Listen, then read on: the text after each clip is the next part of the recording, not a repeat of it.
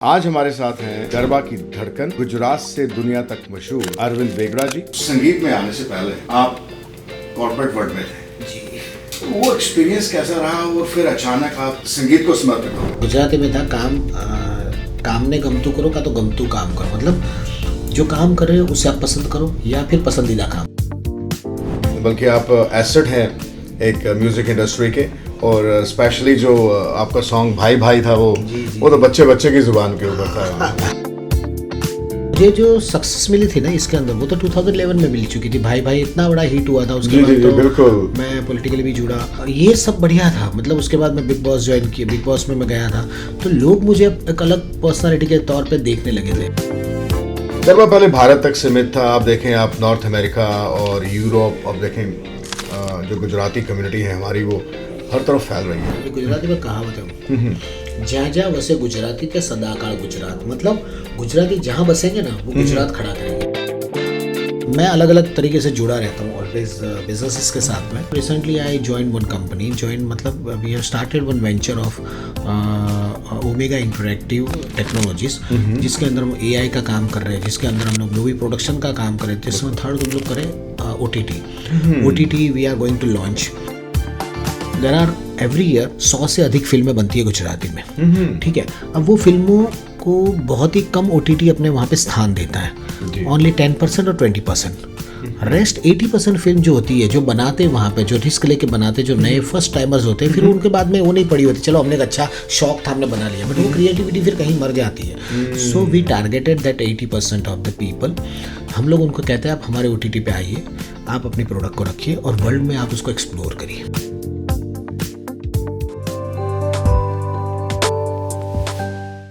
Welcome to life and loans. आज हमारे साथ हैं गरबा की धड़कन, गुजरात से दुनिया तक मशहूर अरविंद वेगड़ा जी।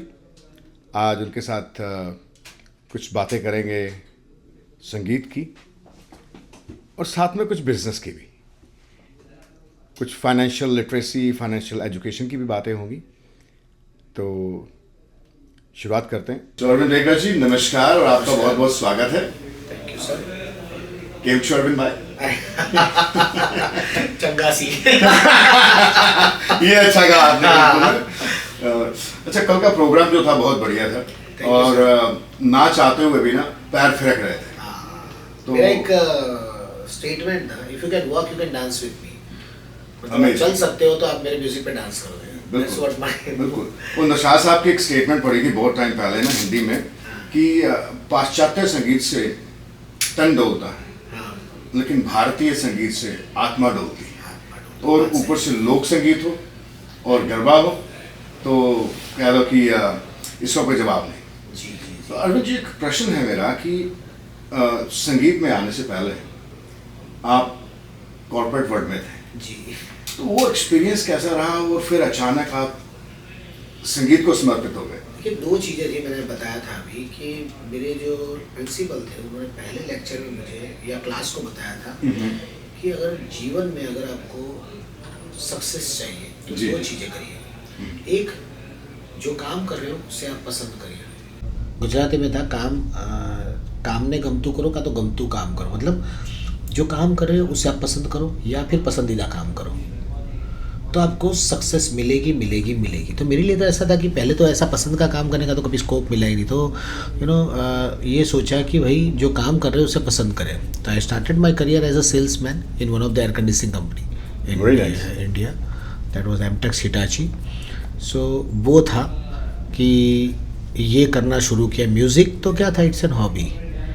तो 2000 में हॉबी के तौर पे ही छोटे छोटे प्रोग्राम्स में गाना शुरू किया। वो भी होता है ऐसे, नवरात्रि 9 दिन चलती है, तो बाकी का तो 360 डेज जो रहता है उसमें तो काम करना ही है, तो वो तो चलो अपना काम है। तो मैंने बोला ये हॉबी है तो अच्छा है, हॉबी होनी चाहिए लाइफ के अंदर, एक आपको ब्रेक मिलता है। So it was a hobby till 2019।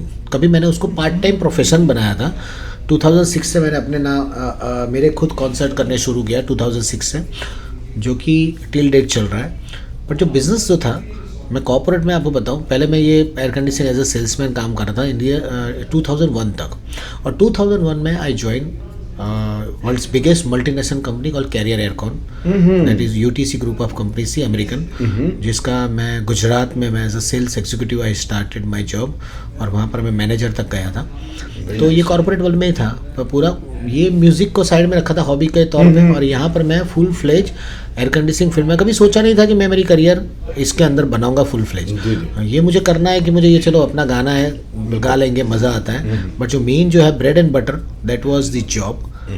So I was in the company for almost, मैंने पूरा मेरा करियर था जॉब का, दैट वाज 9 ईयर्स तक चला, 9 साल या 10 साल यू कैन से। उसके बाद then I started my own business in the year 2006 में मैंने शुरू किया था एयर कंडीशनिंग का business, air conditioning cold storage. तो वो भी पार्टनरशिप में शुरू किया, और मेनली क्या था कि जो बिज़नेस में हम लोग थे ना, वहाँ पर हमें जो डील करनी रहती थी वो कंपनीज, कॉर्पोरेट्स, बिजनेस ओनर्स या बड़े जो भी टाइकून्स रहते हैं उनके साथ ही हमको उठना बैठना रहता था, बिकॉज प्रोडक्ट ही इस तरह की हमारी जो प्रोडक्ट्स में हम लोग थे कोल्ड स्टोरेज में, कोल्ड स्टोरेज कंपनीज के साथ ही बनते हैं, या कोई बड़े डिस्ट्रीब्यूटर हुए या कोई बड़े फार्मर्स हुए उनके साथ रहते थे। और एयर कंडीशनिंग बिजनेस भी जो था वो इंडिविजुअल नहीं करते थे, हम लोग कॉर्पोरेट्स के साथ ही काम करते थे, बड़ी ऑफिसेज, बड़े फैक्ट्रीज, उसमें हम लोग काम करते थे। और with this I join ISHRAE, that is Indian Society of Heating Refrigerating Air Conditioning Engineer Association. So उसका भी मैं एक मेंबर था, और मैं बना था 2012 में। I was the president, chapter president of Air Conditioning Engineer Association. So इसी तरह से ये जर्नी चल रही थी मेरी। सो फुल टाइम टिल 2019 मैं फुल फ्लेज बिजनेस में था और कॉर्पोरेट वर्ल्ड में था यार। जी। और 2009 में अचानक आप फुल टाइम म्यूजिक में कैसे आए फिर? देखिए 2019 में ये सोचा कि ये मैं कर रहा हूँ। अभी क्या है कि मुझे क्रिएटिवली, देखिए मुझे जो सक्सेस मिली थी ना इसके अंदर, वो तो 2011 में मिल चुकी थी। भाई भाई इतना बड़ा हिट हुआ था, उसके बाद तो बिल्कुल मैं पॉलिटिकली भी जुड़ा कैंपेन करने के लिए। अच्छा। तो ये सब बढ़िया था। मतलब उसके बाद मैं बिग बॉस ज्वाइन किया, बिग बॉस में मैं गया था, तो लोग मुझे एक अलग पर्सनालिटी के तौर पे देखने लगे थे। पर मैंने फिर भी नहीं सोचा कि मुझे ये फील्ड में ही जाना है। ये चल रहा है तो चलो ठीक है, उतना ज़्यादा फोकस नहीं करा। मेरा मेन फोकस जो है ना, सबने बोला था कि मेन जो आपका जो बिजनेस है उसको आप कभी मत छोड़ो, मतलब वो कभी भी आपको छोड़ना नहीं चाहिए, जो आपका कोर है। बिल्कुल। So I was stick to that कि नहीं यार बिजनेस तो मुझे करना। पर 2019 में एक ऐसा टाइम आया, मुझे ऐसा लगा कि यार अब बहुत हो चुका, बिकॉज इसके अंदर जो टाइम देना पड़ रहा है उससे अच्छा मैं अगर इसमें टाइम दूंगा ना तो मैं ज़्यादा अच्छा कर सकता हूँ। क्योंकि पैरेलली मैं एक मेरी प्राइवेट लिमिटेड कंपनी थी जिसके अंदर Gujarati iconic film award, which is India's biggest Gujarati film award, वो प्रॉपर्टी हमने डेवलप कर ली थी। Meanwhile I started acting in movies also, Gujarati movies. Concert तो मेरे, ये शोज़ तो मेरे चल ही रहे थे। तो मुझे बोला कि यार इतना अगर मैं इसके ये बिज़नेस में मैं इतना समय दे रहा हूँ, उतना ही समय मैं अगर इसमें दूंगा ना तो मैं ज़्यादा कमा पाऊंगा और ज़्यादा मैं शोज़ कर पाऊंगा, और मैं थोड़ा प्रेशर फ्री रहूँगा। बिकॉज ये सारी जो सर्विस इंडस्ट्रीज में था मैं, तो सर्विस इंडस्ट्रीज का प्रेशर बहुत ही अलग रहता है। मतलब कहीं कोल्ड स्टोरेज बंद हो गया तो मुझे फ़ोन आएंगे, भैया मेरा आइसक्रीम अंदर पड़ा हुआ है, आपको आना है, या फ्रूट्स मेरे पड़े हुए, या दवाइयाँ पड़ी है, you have to send the person, and आपको इमीडिएटली करना था। प्रेशर बहुत ज़्यादा हो रहता था। तो मैंने सोचा कि अब यार नहीं कर सकता, तो I stop my business in 2019, और मुझे लगा मैं फुल टाइम एयर कंडीशनिंग को छोड़ के अब मैं म्यूज़िक में या एंटरटेनमेंट इंडस्ट्री में आ जाऊंगा, ये मैंने सोचा था। But unfortunately when I decided, उसके 2 महीने बाद कोविड आ गया और पूरा मार्केट बंद हो गया। तब मुझे लगा यार ये बिजनेस तो काफ़ी ग्रो कर रहा था और मैंने बंद कर दिया। तो लगा यार ये गलत मैंने कदम उठा लिया। मैंने बोला चलो ठीक है, 2 साल का स्ट्रगल करके फिर देखेंगे, नया इनिंग शुरू करेंगे। So this is the how I come into the full time music and all. नहीं बिल्कुल, बल्कि आप एसेट हैं एक म्यूजिक इंडस्ट्री के, और स्पेशली जो आपका सॉन्ग भाई भाई था वो तो बच्चे बच्चे की जुबान के ऊपर था। वो एक आइकॉन सॉन्ग था, आइकॉनिक सॉन्ग। बिल्कुल। एक कला से रिलेटेड क्वेश्चन है, गरबा से।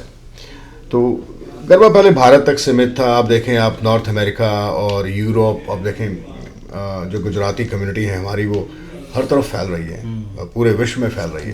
तो इसको आप कैसा देखते हैं, इसका भविष्य कैसे देखते हैं आप? देखो रीजनल इज ग्लोबल, मैं ये सोचता हूँ, बिकॉज गुजराती जहाँ जहाँ जाते हैं ना, एक गुजराती में कहावत है, जहाँ जहाँ बसे गुजराती थे सदाकाल गुजरात। मतलब गुजराती जहाँ बसेंगे ना वो गुजरात खड़ा करेंगे। बिल्कुल। जैसे पंजाबीज में भी ऐसा होता है, जहाँ जहाँ बचेंगे पंजाब तो आएगा ही। भाई लस्सी तो हर घर में, अगर यूके में हो गए या कनाडा में हो गए, लस्सी पिएंगे। बिल्कुल भी। ठीक है, तो ये एक कल्चर अपने साथ में लेके जाते हैं। ऐसे ही गुजरात भी जो है, गुजराती भी है, वो अपना कल्चर साथ में लेके जाता है। वो वहाँ पे जाता है, अपनी करियर बनाता है, पैसे कमाता है, एक सेटल होता है, तो वो ढूंढता है कि भाई चलो ठीक है, मुझे कोई स्पेनिश या फ्रेंच वो तो सब ठीक है, बट मेरा गुजरात मुझे याद आ रहा है, जहाँ से मैं बड़ा हुआ, जहाँ मेरे पापा रह रहे थे, जहाँ मैंने अपना बचपन गुजारा। जी जी। अब इस तरह से ये कम्युनिटी बढ़ती है, तब जाके हमारे जैसे दो चीज़ें लेके आते, खाना और कला। बिल्कुल ये दोनों चीज़ों करते, भाई मुझे खाना वहाँ का चाहिए, और मुझे जो मेरा एंटरटेनमेंट या मेरा जो रूट है, जो मेरा म्यूज़िक है, वो मुझे वहाँ का चाहिए। बिल्कुल। तो वही वजह से आज गुजरात, कहते हैं ना कि अगर मान लो 200 कंट्रीज़ हैं, तो 170 कंट्रीज़ में गुजराती और पंजाबी आपको मिलेंगे। बिल्कुल जी। मतलब 80% या 90% कंट्रीज़ के अंदर या तो आपको एक गुजराती तो मिल ही जाएगा या एक पंजाबी मिल जाएगा। तो ये कहने का मतलब ऐसा है कि जो जहाँ पे जाता है वो अपनी ये दो चीज़ें लेके जाता है। तो ये सबसे बड़ी असेट है, ये सबसे बड़ी खासियत है कम्युनिटी में कि गरबा जो है वो सबसे पहले बुलाते हैं। मुझे माता जी की जो आराधना करनी है उसके लिए गरबा करना है, इसके लिए वो नहीं होता। और आज की तारीख में गरबा यूनेस्को ने हेरिटेज उसको दिया है स्टेटस, बिल्कुल वर्ल्ड में यूनेस्को ने दिया हुआ है। तो गरबा ऑलरेडी ग्लोबल बन चुका है।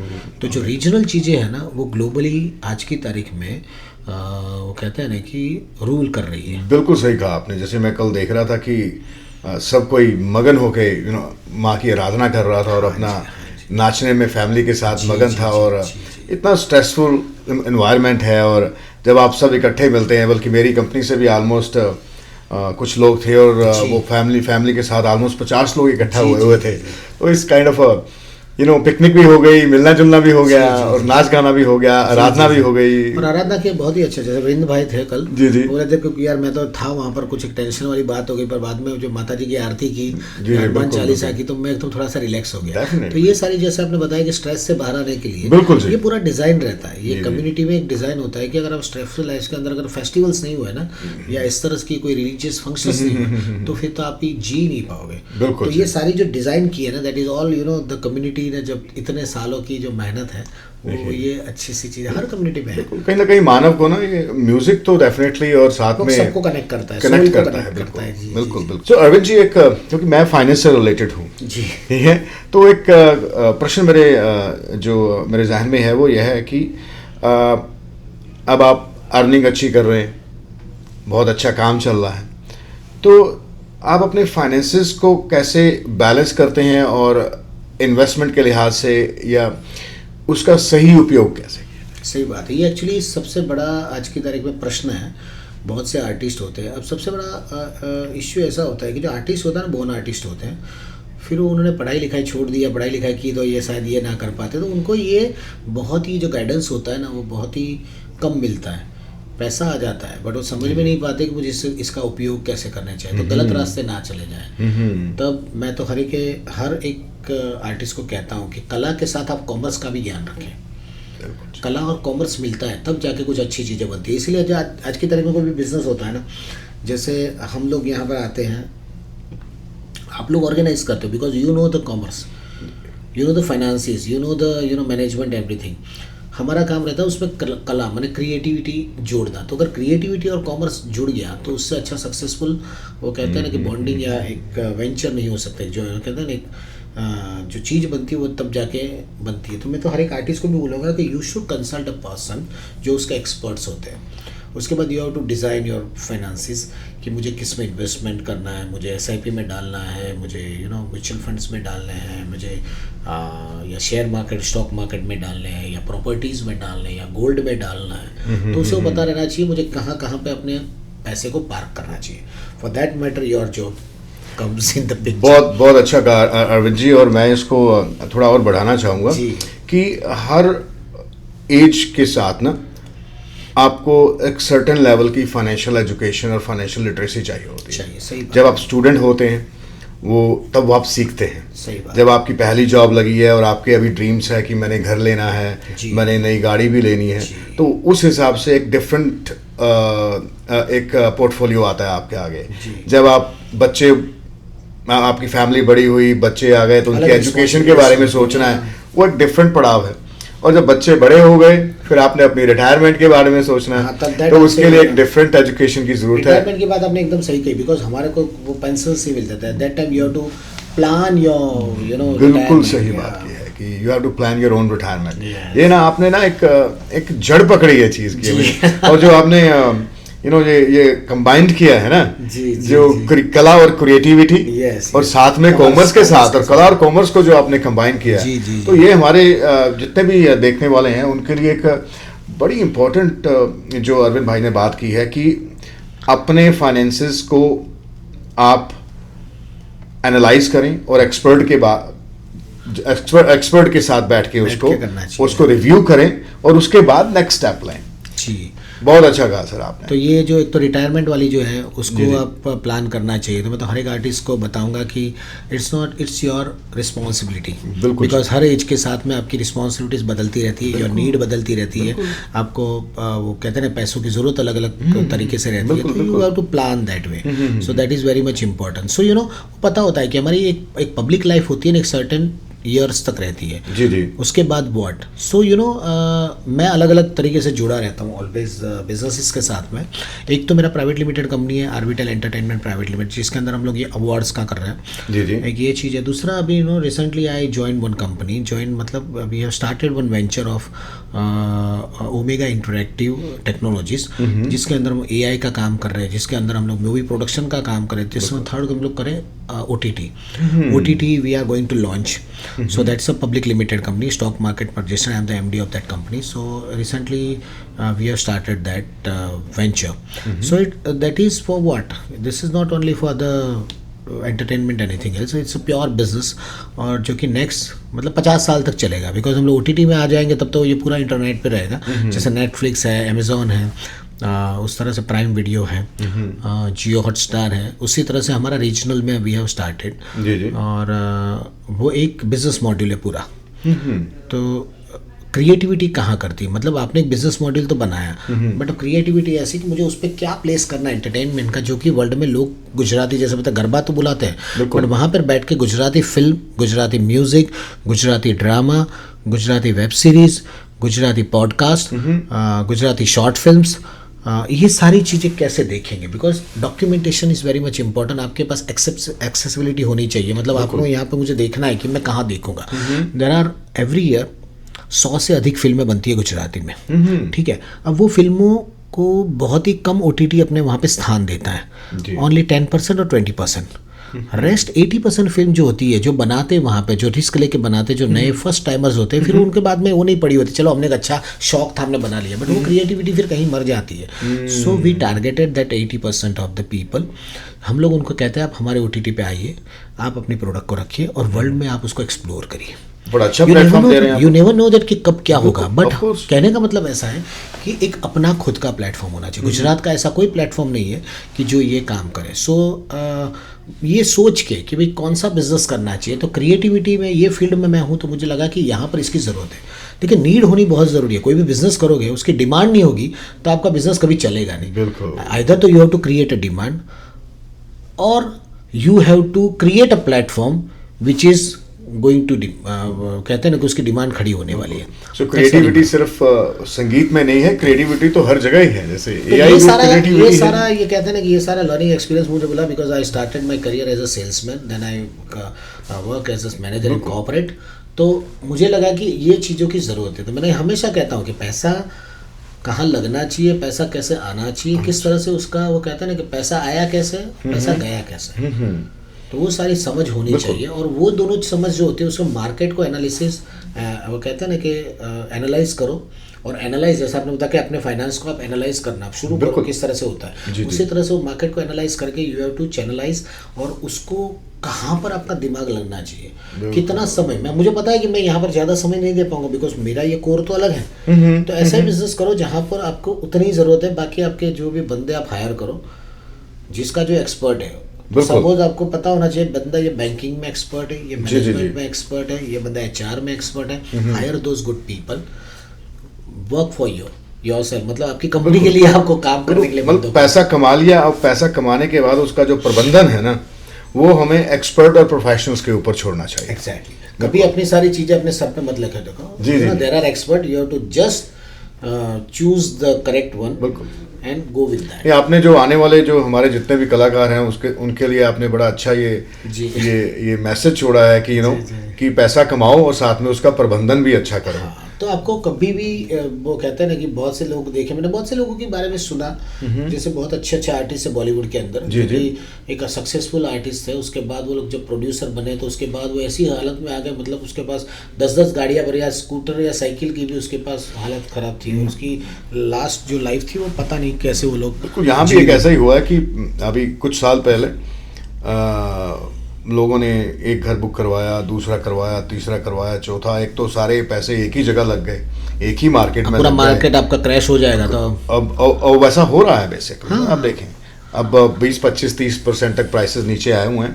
तो ये आपका सुझाव बड़ा अच्छा है, और बल्कि ये आने वाले कलाकारों के लिए नहीं, हम सबके लिए है। वो कहते हैं ना कि पार्क तो मैंने पहले ही बताया कि आप कुछ प्रॉपर्टी में डाला, कुछ SIPs किए, कुछ इंश्योरेंस, मतलब उसके अंदर आपने डाला पैसा, कुछ चीज़ें आपने ज्वेलरी या गोल्ड में आपने डाला, कुछ चीज़ें जो होती है बैंक में आपने फिक्स डिपॉजिट, भले वहाँ पे आपको कम मिलेगा पर वो आपका सबसे सेफेस्ट इन्वेस्टमेंट रहता है फिक्स डिपॉजिट वाला। या प्रॉपर्टी में भी आप इतना ही डालो, कमर्शियल प्रॉपर्टी में जाओ या रेसिडेंशियल में डालो, आपको पता रहना चाहिए कि समटाइम्स आपको कहते हैं ना कि भी आप ऑक्शंस में भी प्रॉपर्टी आप अच्छे भर प्राइस में उठा के आपको पता चलना चाहिए कि मुझे क्या करना है। आपको sometimes you have to purchase a land, बिल्कुल, उसमें भी आप डॉलर स्टॉक मार्केट में आपको होना चाहिए कि कुछ पैसा आपका स्टॉक मार्केट में भी जाना चाहिए। हर जगह उसको डाइवर्सिफाई करके अलग अलग जगह पे पार करोगे तो आपको कभी तकलीफ नहीं होगी। बिल्कुल सही कहा आपने। अरविंद जी, बहुत बहुत धन्यवाद आपका। आपसे बात करके बहुत अच्छा लगा, और पता नहीं समय ऐसे गुजरता जा रहा है कि पूरा दिन निकल जाएगा। लेकिन आप आते रहें, और ऐसे ही हमें एंटरटेन करने के साथ साथ आप विजडम जो आपका है बिजनेस के साथ जो विजडम देते हैं, और वो भी देते रहें। तो बहुत बहुत शुक्रिया आपका। Thank you.